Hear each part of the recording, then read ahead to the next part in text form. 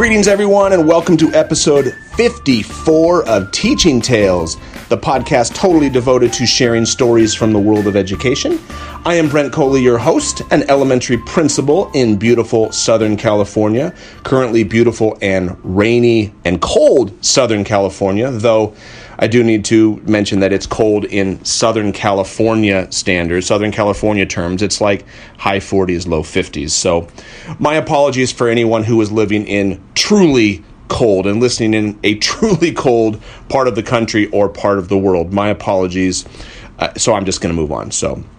But hey, this is a little different episode. If you have listened before, you know that typically I have a guest, another educator, another teacher, another administrator, someone in the field of education, and we swap stories on a particular theme.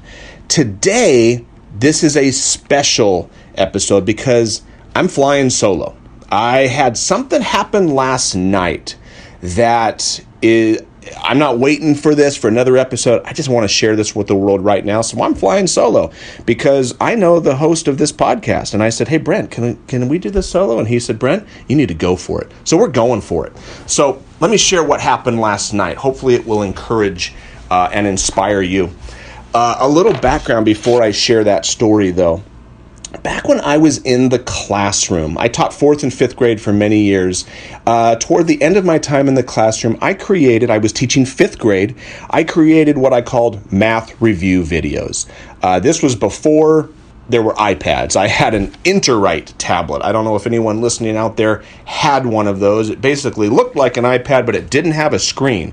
It just looked like a blank piece of lined paper, and I would take a stylus-type pen and write on that piece of paper type screen, and it would connect with the computer, and you could record and narrate a video. Very similar to the screencasting apps that are available on an iPad now. So I would use my InterWrite tablet and I would create math review videos based on the subjects and the concepts we were teaching in class. So, for example, converting decimals to percentages, or finding the least common denominator, or adding and subtracting fractions. I would make short videos that I would then post on my classroom website at mrcoley.com that students could then watch if they got stuck on a problem during their homework that night, or if somebody was absent, they could then go onto the website and watch the video to kind of make up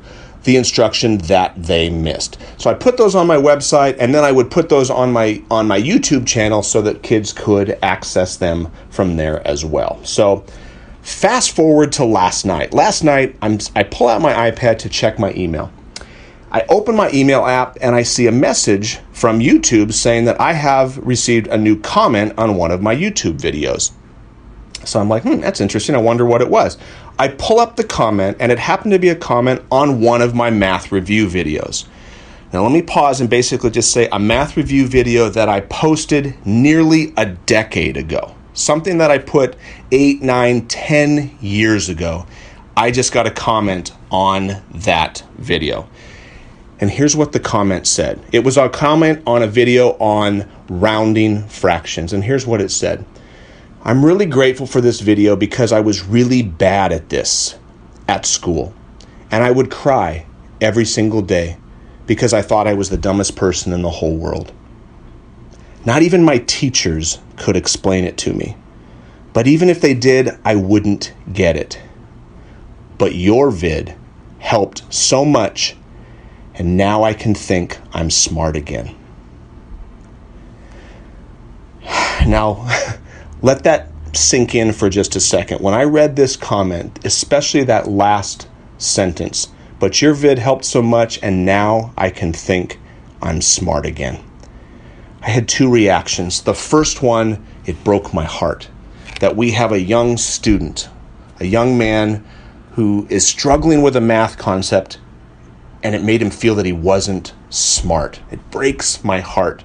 But then I immediately thought and turned to the second reaction, which was, oh my goodness, I am so thankful that this video that I put up there has helped this kiddo feel smart again. He's always been smart, but this helped him feel smart.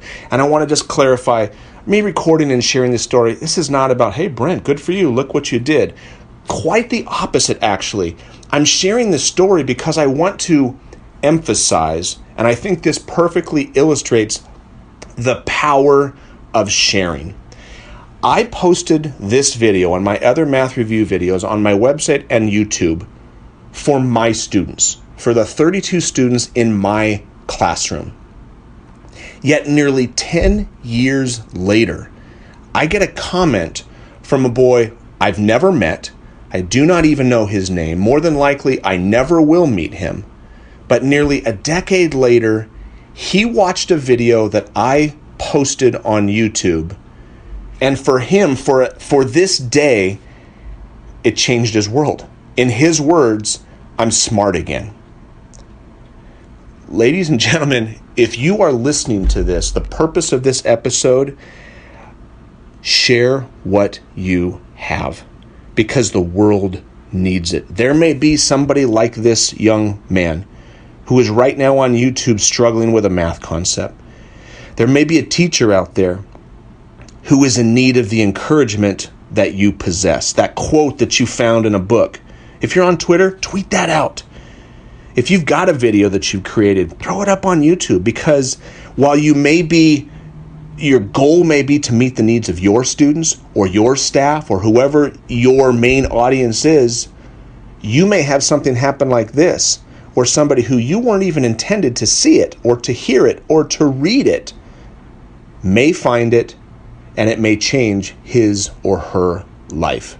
The power of sharing is something I am incredibly passionate about.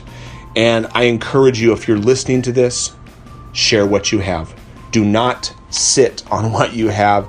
Don't think, what I have isn't worthy of sharing, because that's just not true. You never know who is looking for what you possess. Whether it's on Twitter, Pinterest, the Teacher's Lounge, doesn't matter where you share, as long as you share.